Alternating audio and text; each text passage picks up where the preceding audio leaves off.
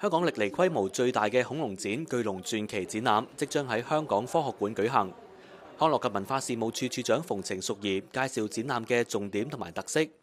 佢話：巨龍傳奇展覽總面積2500平方米，將會分為4個展區，其中化石展示區展出超過100件珍貴嘅恐龍化石同埋展品，好多都係近年發掘，大部分嚟自內地，而所有展品都係首次喺香港展出。恐龍呢一個話題咧，係去到世界各地咧，都係有好多嘅市民咧係好有興趣嘅一個題目嚟嘅。特別咧喺我哋小朋友當中咧，好多都係恐龍嘅 fans， 佢哋對恐龍咧係如數家珍嘅。咁如果係辦恐龍展覽咧，其實我哋過去咧都好多次咧係吸引到咧好多嘅朋友嚟到參觀。香港嘅市民啦，或者小朋友咧，對於西方嘅恐龍咧，可能睇到嘅機會比較多啦，或者佢哋去外國嘅博物館都會有機會睇到啦。但係今次我哋展出嘅其實13間博物館咧，都可能唔係香港市民比較有多機會去嘅，譬如係甘肅省啊，或者內蒙啊咁，所以能夠一次過聚焦帶晒咁多嘅恐龍，佢哋即係差唔多係佢哋鎮館之寶啦，帶晒落嚟香港咧，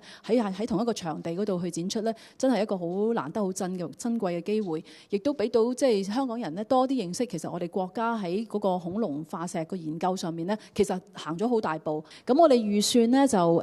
比較保守啲嘅估計咧，我哋就預算40至50萬度啦，市民可以參加。但係其實以今次展場2500平方米嚟講咧，我哋係可以其實容納更多嘅人嘅。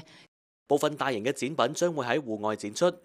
展覽之中亦都有互動展品，包括多隻機械恐龍同市民近距離接觸。